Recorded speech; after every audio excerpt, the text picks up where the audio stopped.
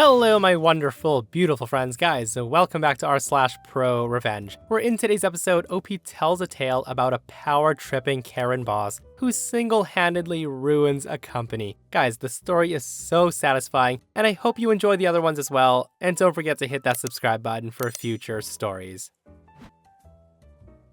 Okay, so I've worked at a certain home improvement store for close to a decade now. About 8 years roughly. The first 7 years was in North Carolina, before I moved up further north to be with my best friend and her husband, who I learned was pregnant with my first godchild. As such, I transferred up to a store in the area and put my nose to the grindstone. I worked garden before, and did that for some months before I started to be moved from department to department, as this store was low on staff. However, this was not full-time. My old HR had dropped the ball, and this store believed that I wanted part-time. So having already moved, I grabbed a part-time overnight job at the gym to make ends meet, and continued to work, all the while asking repeatedly for a full-time at the main job and never getting a definitive word back or change. Several months into this, my goddaughter was born. Now, as I lived with my friends during this time and during the time of COVID, I spent quite a lot of time helping to raise her, and we became close. I would often take time off to help look after her, and there was a little problem. So half a year into this change, I had made a good name for myself. We did not have a good deal of friends per se, but I was respected for my work ethic and my willingness to help out anyone in any department that asked me. Enter a new assistant manager.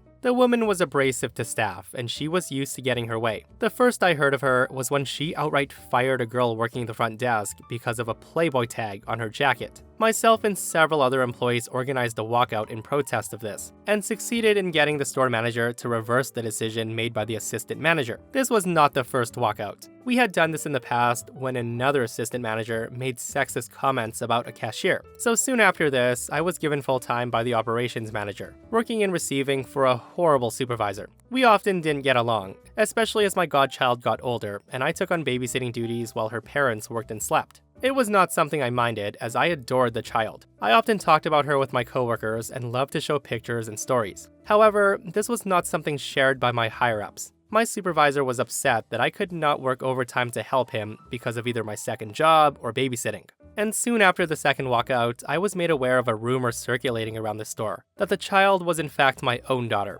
that I had fathered outside of my friend's husband's knowledge. Now, the source of the rumor was unknown, but my assistant manager made disparaging remarks to me in the past about men taking care of children, so I had my theories. My holiday plans were cancelled without explanation, both Thanksgiving and Christmas. I had never missed a major holiday since I moved north, and I had asked the same days off the year prior, and I had gotten them off before the assistant manager arrived. That was strike one. Soon after this, my supervisor, whom I work closely with every day, had a positive COVID test, forcing me, per company rules, to self-isolate until I could get a positive or negative test myself. During this week, as it took a full week to find a place with enough room to give tests thanks to Omicron, I was harassed repeatedly by text and phone call by both management and my supervisor to track down an at-home test and get back to work as soon as possible. All the while, I had to inform everyone I was in contact with, including my friends, family, and roommates, that I had been exposed, risking their own holiday trips and plans. That was strike two.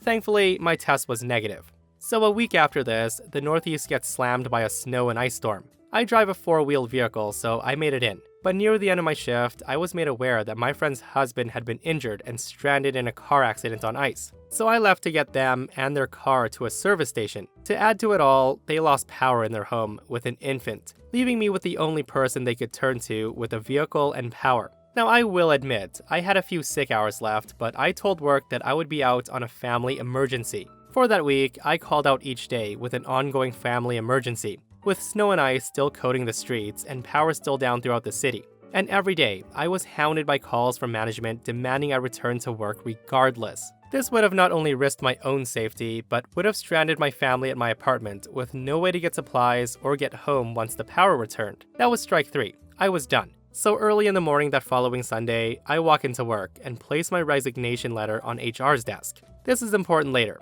I had tendered it to be immediate as I live in an at-will state. Now, was it petty? Yes, I will freely admit that. At this point, I had given 8 years of my life to this company, and I asked very little in return. As I was leaving, I crossed paths with my supervisor, who angrily asked if I was finally coming back to work. I informed him of my decision to leave, ignoring his provocations, and left to go home to sleep. Several hours later, I received a gift that would ignite my semi-accidental revenge. a single text from my assistant manager. The text said, "We'll see how long you can take care of your love child without us." And I'm thinking, well, it seems I found my probable source. My friends had been made aware of this rumor from the start, and I didn't hide anything from them. They're my closest friends and compatriots, and have given me the greatest gift in the form of my godchild, whom they insist I call my niece, as I'm family. The word love child feels like a slur against her, and I'm not cool with that, and neither are they. However, they informed me of the monumental screw-up my assistant manager made. It was time for corporate HR to be made aware. So I began to compile my evidence, the text from my supervisor, the call records and messages left, and this holy grail of a text message.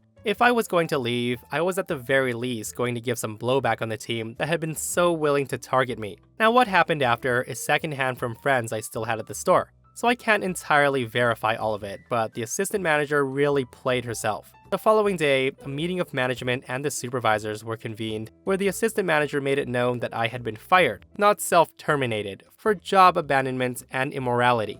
And unless I'm grossly misinformed about the nature of American retail work, immorality is not a fireable event. To my supervisor's credit, he did defend me to the assistant manager, and he was fired on the spot. The store's HR rep, having earlier gotten my printed termination letter on his desk, made it known that I had indeed not been fired, but I left on my own. The assistant manager attempted to fire him as well in front of the staff, and from there, it spiraled. According to my source, entire departments began to walk out or outright quit, having had their own problems with the assistant manager. Appliances quit down to one man, and Garden left with their manager to work at a competitor's. The front desk walked out in protest, as it came out that the assistant manager had threatened and blackmailed several Muslim part-timers to not wear their headscarves if they wanted hours. The pro desk joined the front desk protest, as one of their number, a Sikh man, had also been threatened. Both head cashiers quit, and the other trained cashiers walked out. The operations manager had told the district manager and quit outright before he arrived, walking out with the HR rep and my old supervisor. My source's last report of the assistant manager was seeing her sprinting to her car, after having heard that the district staff was inbound. The store manager was forced to shut down the store for the next 2 days, I've heard. I've been in contact with the other injured parties, and we're compiling all the evidence we've collected, as several of the families are hiring lawyers. I suspect the company will attempt to keep this quiet. I just never suspected that anything like this would happen. I have a full-time position at the gym coming, and I've been enjoying the extra sleep and time I get with my family. I'm never working 56 to 64-hour weeks ever again, and I will never darken the doorstep of that store again. I hope my assistant manager enjoyed the temporary rush of power. I suspect she won't get it ever again, at least not in manager positions. Guys, I've often said that employees don't quit jobs, they quit bad bosses, but this was next freaking level. Like, the whole store walked out. Like, some people don't deserve to be in positions of power at all, and she sounded absolutely crazy with power. And it also sounds like she'll be costing that Home Depot a lot of money. Like, I'm not for sure it's a Home Depot, but it does sound like something that would happen at Home Depot, because I've read a lot of stories about Home Depot before. And guys, I'm clearly not sponsored by Home Depot. Okay, so this story was back in the early 2000s, probably 2003 or 2004 school year. Throughout the entire year, there was a crime wave of people having things stolen out of their locked lockers. Not everyone, but enough that everybody knew someone it happened to. The school's only defense about this was that it was our fault for sharing locker combinations with our friends. They also charged us every time we had to get the combination changed on a locker, because it was assumed to be our fault. Well, I had my graphing calculator taken out of my locker. I also never gave out my combination to anybody, mostly because my friends were jackasses and we pulled this stuff on each other all the time. So I was out $150 for the calculator and another $150 to change the combination. This is 2003 money, so it's probably a bit more now. Now, to anyone who's ever had to buy a new TI-86 in 2003 or 2004, you'll know how much those things cost. Well, my dad was drinking buddies with one of the county detectives. I'll call him Detective Buddy. So he went in to talk to the school about the string of thefts going on, so he could get the security camera for the day my calculator went missing, and got completely rushed off as a non-existent problem. They said I must have given out my locker combination. The principal told him that he would need a warrant to get the camera footage. Then when he got the warrant, the school fought the warrant in court, citing student privacy. So cue the ProRevenge. Now Detective Buddy shows up at our house with a laptop in a laptop bag. He told me, "Hey, throw this in your locker and tell everybody you know about your brand new laptop." I told him sure. So 3 days later, I show up by my locker between classes and the laptop's gone. The bag too, nowhere to be seen. Also, a 24-ounce bottle of Coke and possibly some pens. So I take my phone out and text him that the laptop got taken. He texted back, "Stand by for the show. Oh, and you reported the theft to the police, FYI." I reply, "Okay," confused. So I go about the rest of my day and I don't hear anything back. The following morning, Detective Buddy comes to the school with 3 uniformed officers and pull a student, Dave, out of class, as well as his mom who works in the front office. The principal's pissed. I don't actually hear the cops, but the principal is pissed to no end that he had the audacity to accuse them of theft, and that he couldn't just take them out of his school, etc, etc. Well, it turns out that there was a tracker in the laptop bag, and Uncle Buddy got a warrant to search a particular house. The laptop had a value of just over $1,000, making it a felony. The next afternoon, he set up a tent with the table just outside school grounds. He also had a banner across the top saying, "If you had something stolen from your locker, come see me." By the next morning, Dave and his mom made the paper. Apparently, Dave had used his mom's login information to get onto the school network and get the locker combinations for basically everybody. And then he opened random lockers to look for valuables to steal. When he set up the stand to get more people reporting the thefts, he racked up an astounding number of charges. Each locker counted as a separate misdemeanor unless the stolen object was worth more than $1,000, in which case it was a felony. In less than a week, Uncle Buddy opened and broke an investigation, and they charged Dave and his mom with 9 felonies and 35 misdemeanor charges. When I finally got the story from Buddy, he explained what the situation was. He had me stash a brand new laptop that had a GPS tracking unit stuck in it to have it stolen deliberately, and then he got a warrant to search the property it had been taken to. Now, the fun thing to stress is that the laptop was over $1,000 in value, pushing the theft from a misdemeanor into a felony level. There were also another 8 felony charges, stuff like jewelry that was stolen from people's lockers and recovered. So any of the locker break-ins that amounted to over $1,000 stolen was a felony charge, and less than $1,000 was a misdemeanor charge. Now, the cool thing was that because the calculator and laptop were separate days, he caught a felony and a misdemeanor charge off me. So the 9 felony thefts ended up in the $12,000 range total, and the 35 misdemeanor charges were somewhere in the range of $3,000 total in value. Now that's an awful lot of stuff stolen, but I need to stress that this was only what was proven stolen.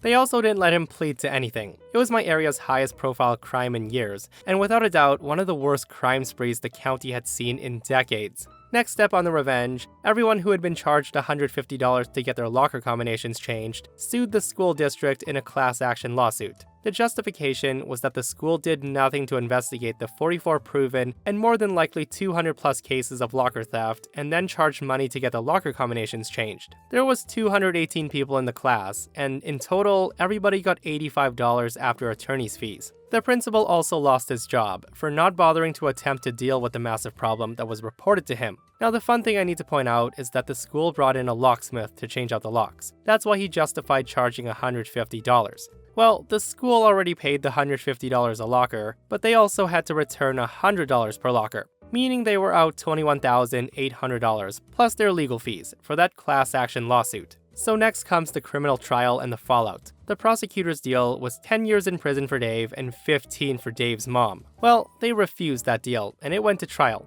Dave got 1 year in prison for each felony and 1 month probation for each misdemeanor, so 9 years plus 35 months of probation. His mom received 18 years of jail and 6 years probation. So having attended much of the best parts of the trial, I will say this. They had Dave on camera entering 20 plus lockers, and they had them in possession of stolen goods for every single charge they made against them. The judge was also not amused that there were likely other reported crimes they got away with, because they couldn't prove it or they weren't reported. Dave's mom got it worse, and that was a fun sentencing to show up for. But the most important thing is I got my graphing calculator back. It had my name engraved inside the battery compartment. I still have it, as well as a cool story to tell. So guys, reading the story, I was a little speechless at the sentencing in the end. I can't believe Dave's mom got 18 years for something he did. And a lot of people are saying that there's no way the story is real at all, as class action lawsuits do take a long time to settle, and that the sentencing was way too harsh for a string of locker thefts, but I'll leave that up to you guys. A long time ago, I was interning at a local wilderness camp as a counselor in training. It's run by a local group of conservationists who aim to teach younger kids, between the ages 5 to 11, about nature, wildlife, and conservation. As a counselor in training, I was basically a counselor, except I wasn't paid. Each camp session lasted Monday to Friday.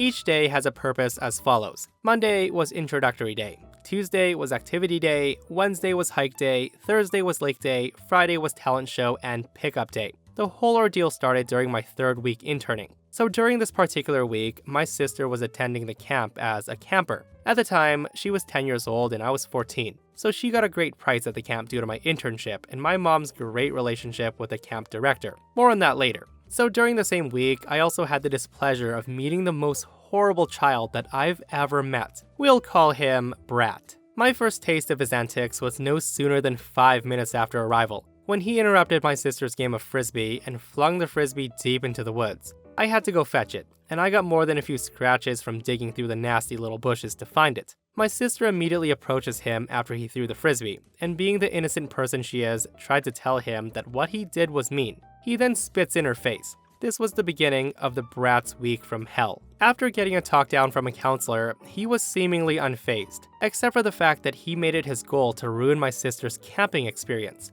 During the course of the day, he spills lasagna on her outfit during dinner, and calls her an array of insults ranging from stupid cow to poor little bitch. Finally, he violently tackled her to the ground during a game of ultimate frisbee. Make no mistake, the kid was 11 years old, around 100 pounds, and a head taller than my sister. It was so bad that my sister comes crying to me at the end of the night and said she wanted to go home. While this was not an option, I promised her that I would make sure the kid stops picking on her. The next day, he continues to treat everybody like crap, and continued to single out my sister. Unfortunately, he was not in my assigned group, but he apparently tripped her twice, threw her fishing rod into the nearby fishing pond, and pushed her into the creek. When he got back, he was incredibly smug. Apparently, the counselor in his group made no real effort to stop him, only rapping his knuckles each time, then continued to let him pick on my sister. That night at dinner, I gave him his first taste of revenge by forcing him to talk with me during the campfire and causing him to miss out on s'mores and desserts. While it was small, I was still focusing on formulating my master plan of ruining his week.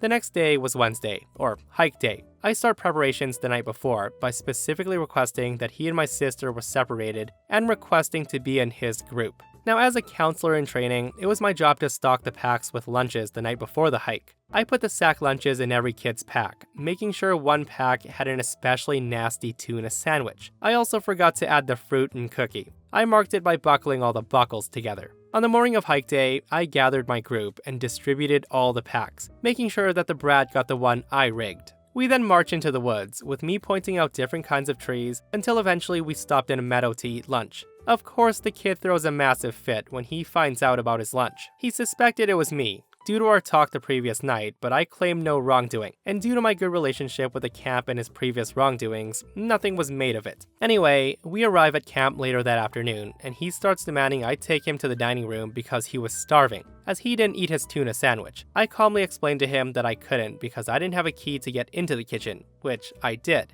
The kid then starts throwing a temper tantrum, loudly screaming F this and F that in front of the other kids. Later that night, I brought my case up to the camp director. With some gentle prodding, I convinced her that he was unfit to spend the time with the rest of the group tomorrow at the lake. Instead, he would sit out and wait, with me. The next day was the lake trip, and the reason most people sign up for camp. We loaded up into a school bus and a few vans the next morning. Once again, I was on pack duty the night before, and I conveniently misplaced a few items in his pack, which was specifically labeled this time. When we arrived at the lake, the entire group settled down on a nice spot on the beach. Due to a staff shortage, I was left alone with him. I start by choosing a terrible spot away from the main group in the heat of the sun. It was mid-July at the time. I think it was about 88 degrees. He hadn't brought a hat, and despite me offering, he refused to use any sunblock. While the rest of the camp enjoyed the lake, he sits there with me, overheating in the sun for 5 straight hours. I had brought my phone, but for him, he had nothing to do but play with sand. By the end of the day, he was bright red like a cherry tomato and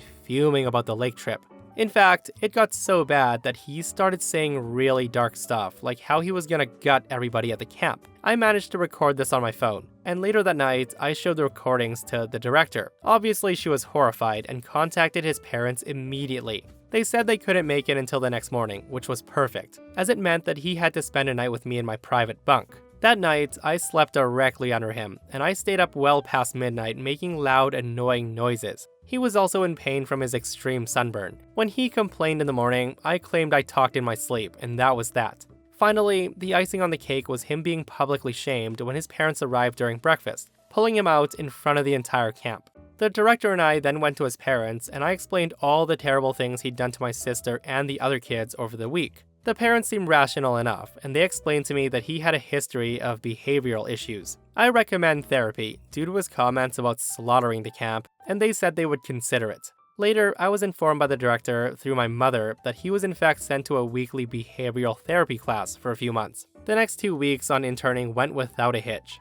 Hey, sometimes you gotta defend your younger brother or sister. Like, did OP cross the line by torturing the kid and making him miserable? I'll leave that up to you guys. And that brings us to another end of our /ProRevenge. Guys, I hope you enjoyed today's stories. If you did, hit that thumbs up. And if you missed yesterday's episode on the channel, it's such a crazy, wild story. A Karen, actually 2 Karens, apparently think they own a public beach and try to get OP arrested for fishing there, and it backfires so hard. Check it out if you haven't, and myself and Stevie Boy will see you guys in the next one. We love you.